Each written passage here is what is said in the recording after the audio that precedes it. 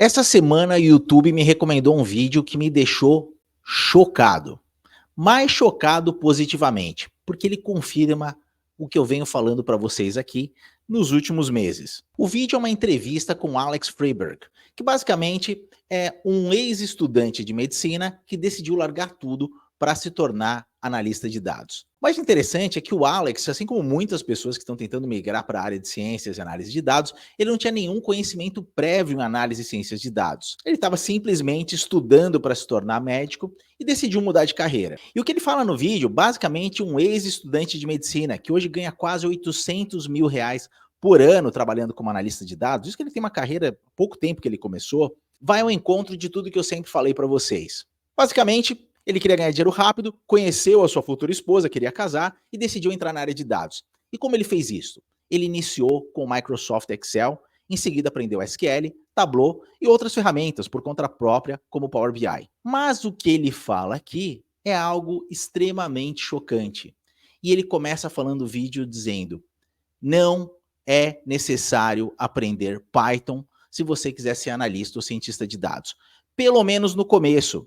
Ele falou que Python e outras plataformas cloud podem ser aprendidas mais tarde, quando você já iniciou sua carreira, depois de que os fundamentos estiverem dominados, permitindo que os iniciantes construam uma base sólida em análise de dados, entendendo os fundamentos e os conceitos principais, até avançar para habilidades de codificação. Mas ele toca num ponto importante, porque o Python não é o mais importante. E o que ele fala é que hoje 70 a 80% do código já é feito pelo ChatGPT. Ou seja, conhecer Python tem se tornado uma habilidade cada vez menos valorizada. Porque enquanto uma pessoa que tem os fundamentos bem estruturados de análise e ciências de dados e vai conseguir aplicar isso para gerar resultados, insights, recomendações para os clientes ou para a empresa que ele trabalha, o antigo programador, que era bastante requerido pelas empresas, hoje ele está sendo cortado. Eu literalmente recebi, nas últimas 3 semanas, e-mails de amigos e colegas que são programadores Python que me falaram que acabaram de perder o emprego. Mas como é que essas pessoas trabalhando em ciências de dados perdem o emprego se a carreira está crescendo tanto?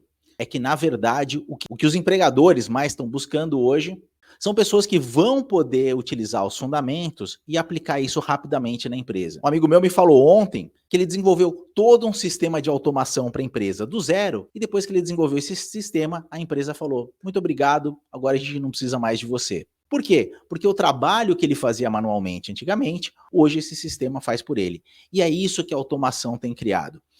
Eu sempre falei aqui que no Meta, no TikTok, o meu trabalho tem sido muito mais como um consultor de inteligência artificial do que como um programador. E é isso que você tem que se tornar, se você quiser se tornar um excelente cientista e analista de dados que vai conseguir as maiores vagas de emprego nos próximos meses. Mas voltando ao Alex, ele falou que ele foi um autodidata, que ele começou a aprender sozinho, através de cursos online. Ou seja, ele saiu da medicina e falou: cara, eu não tenho tempo para voltar a fazer faculdade e não precisa disso. Ele sugere que, embora um diploma em tecnologia possa ser útil no futuro, ele não é mais essencial para quem está comprometido em aprender por conta própria. Mas quais as habilidades que ele diz, então, que são valorizadas? Lembrando, ele já está trabalhando na área, ganhando o equivalente a 800 mil reais por ano.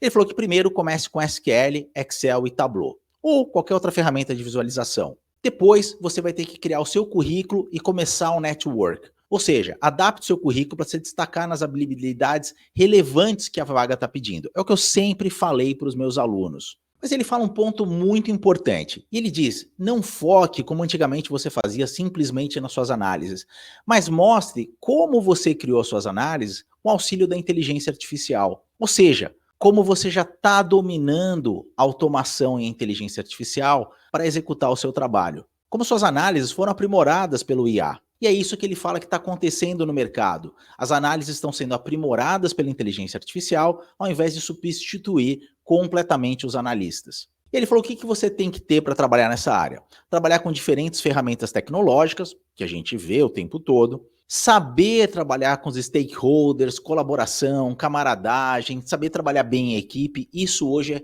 fundamental para um cientista e analista de dados.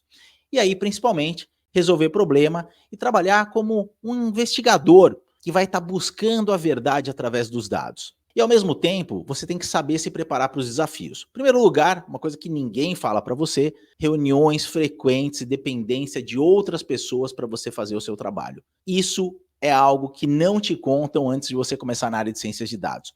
Em algum momento do seu trabalho, você vai ter que estar trabalhando muito bem com os stakeholders. Depois, a parte de interações sociais e dinâmicas de trabalho que está se tornando presencial novamente e podem ser um pouco desgastantes para a maioria das pessoas. Eu mesmo no TikTok teria que voltar para o trabalho 3 dias por semana do escritório e podendo trabalhar somente 2 dias por semana de casa. E por último, algo que eu sempre digo aqui, gerar valor para a empresa. Muitas vezes, quando eu estou entrevistando cientistas de dados no Meta, no TikTok, a primeira coisa que eu pergunto para eles é, depois deles falarem, contarem toda a história, as linguagens que eles sabem, as ferramentas com quais eles trabalham, eu falo, como você acha que você pode gerar valor para a nossa empresa através do seu trabalho? E acreditem ou não, 80% dos entrevistados se perdem nessa pergunta. Eles ficam justificando o que eles sabem, as ferramentas com que eles trabalham, mas eles não explicam como isso vai se traduzir em valor para o nosso negócio. E é isso que você tem que estar pronto a responder.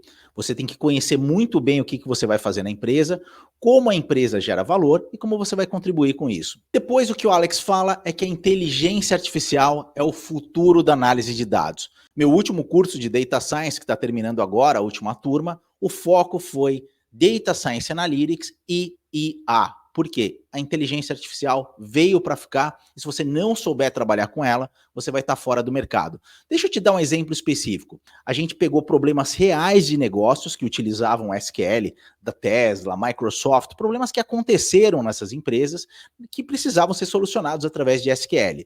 E a gente começou a trabalhar juntos na solução. Mas depois eu falei o seguinte, vamos ver como a gente pode escrever um prompt e ver se o ChatGPT ou o Gemini conseguem resolver esse mesmo problema, e eles responderam exatamente da mesma forma, só que muito mais rápido. Então, você precisa saber utilizar hoje com a inteligência artificial para tornar o seu trabalho mais dinâmico. Mas a gente tem que lembrar que, embora ferramentas de inteligência artificial sejam impressionantes naquilo que elas fazem, elas têm limitações em lidar com análises de dados mais complexas. E aí que eles precisam do analista, do cientista de dados.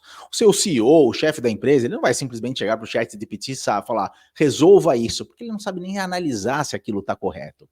É o seu trabalho trabalhar colaborativamente com a inteligência artificial. Porque o trabalho analítico mais complexo ainda exige habilidades de resolução de problemas, pensamento analítico por parte dos humanos. Então o que a gente está vendo é uma grande mudança, não só na área de ciências e análise de dados, mas no mercado em geral. Deixa eu te mostrar alguns exemplos.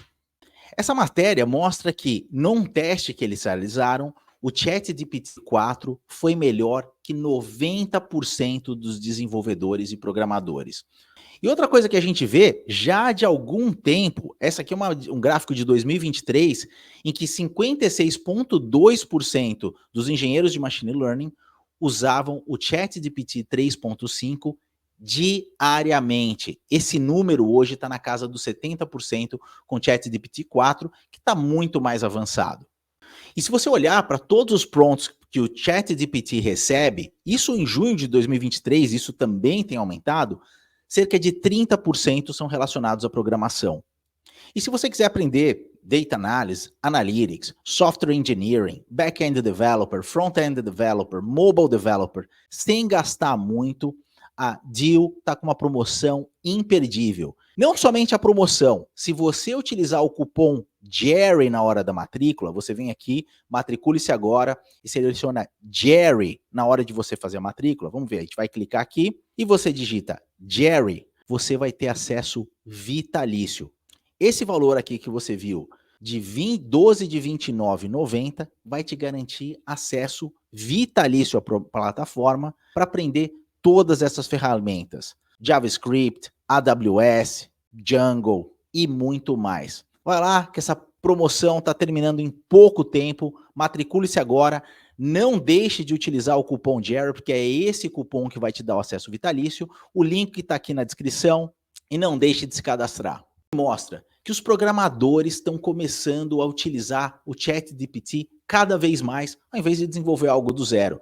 E é isso que eles não te falam. Quando você recebe aquele código daquele programador que às vezes já tem 10 anos de experiência no mercado, você muitas vezes pensa, que legal, ele criou isso do zero. Não, Hoje, a grande maioria dos programadores estão utilizando o ChatGPT ou ferramentas semelhantes para auxiliar no trabalho. E olha só que interessante, aqui a gente está um exemplo de cor da revista The Economist. Ou seja, eu quero um gráfico na mesma formatação. Ele automaticamente gera todo o código, ele não precisou explicar o que, que era, ele simplesmente falou que era The Economist, e ele automaticamente gerou o código todo para ele. O cientista e o analista de dados que vai se dar melhor no futuro daqui para frente é aquele que sabe trabalhar com a inteligência artificial, sabe desenvolver aplicativos de automação, como eu faço o tempo todo, mas sabe trabalhar muito bem com eles em parceria.